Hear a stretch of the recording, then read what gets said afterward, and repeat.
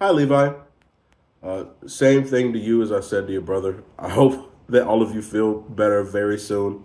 It really sucks that y'all woke up not feeling good, but hopefully it'll be better by sometime soon. Okay, so last week we were looking at Flute of the Andes and we were touching up on Showboat out of the performance book. Remember, for Showboat, we really want to make sure there is a very clear difference between our legato sections and our non legato sections, right? That's really what makes the piece, I think. And then for the Flute of the Andes, this one is still working on us recognizing that we're looking at a fourth, right? Think that we have a skip and then you add a step on top, and those are all of our fourths. Makes sense? Makes sense. Okay, so this week I wanted to look at Runaway Rabbit. Uh, Remember, here we have plenty of fourths still, but more importantly, this is incorporating in a lot of things that we've seen in the past, like our quarter rest. We have our smoother legato sections, followed by crisp and detached staccato sections, right? These are all things that we have to keep in mind as we read. And like I was telling you before, the more and more that we learn and the more and more that we have to keep track of, the more easy it's going to be for us to forget something. So, this is where our pencil really comes in to help us a lot. We're going to go through and we're going to mark off all the things that are going to stick out to us while we play.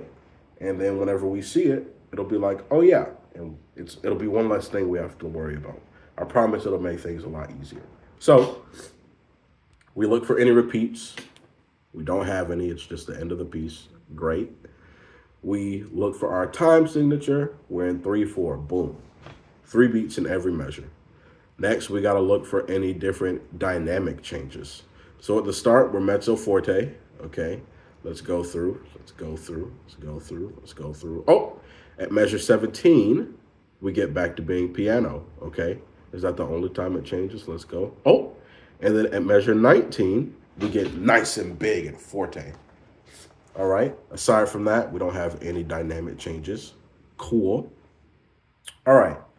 Now, this piece is supposed to be played quickly. It says quickly up in the top left. But you know how we roll. We're going to start it out slow first and make sure that we got it under our fingers.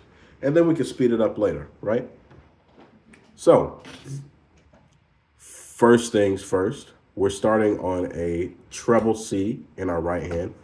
And our left hand is kind of just hanging out. Like it isn't really doing anything for the first 8 bars. But you'll see there it says to prepare the left hand. So that means we still have to have it ready, right? Regardless of what we're doing, right? All right, so let's look through. We stay on C for a while, then we hop up a fourth and step down. We step down there to that D and stay there. Then we hop up a fourth and step down. Then we step down and stay on the E. We skip down to C and walk it up to F. Then we step down till we get back to C, right? Great. We've diagnosed the first part of our song. There's something very interesting happening here. If we look at measure 9, we start on our bass C, okay? And then what do? We stay there and we step and skip up to F. Huh. Did we see that anywhere before? We did. In the first measure, it does the exact same thing. Huh. Is this just the same thing as the first 4 measures? Let's see. Ooh, skip up, step down, stay, skip up, step down. Hey, it is actually. It is exactly the same as the first 4 measures. Even going into measure 13, it's the same. We get on an E and we stay there. Then we skip down to C and walk it up to F. But here is where it changes a little bit. We're trading fourths between, oh, Maybe it's not a treat. We have a fourth that happens at measure 15 going into 16. All right, boom. And then we're trading between our hands. So we have this F down here in our left hand, and then we play fourths apart in our right hand. And we do it again. And then if we look at the last two measures, our hands are playing the same thing. We start on C, we step up, we step up, we step up.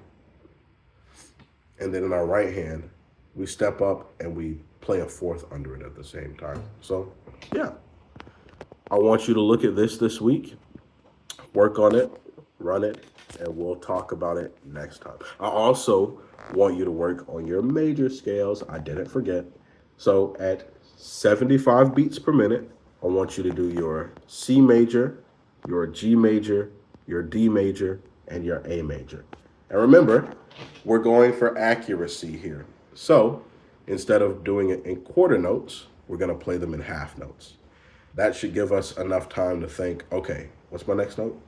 And then get our fingers in place in order to do it properly. Okay? You have a great week, buddy. I hope you feel better soon.